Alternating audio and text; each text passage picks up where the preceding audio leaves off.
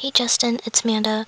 I'm really gonna miss you, and if I had the opportunity, I would totally stow away and do your suitcase and go with you to Oklahoma, even if it was like an extra small midget suitcase, 'cause I could probably fit anyway. um, I'm just gonna miss you a lot, but I know it's not the end, 'cause I know I'll see you again someday, whether it be, here or in heaven, and just keep what you're doing now, and just bring everything that you learned here on Okinawa with you to Oklahoma.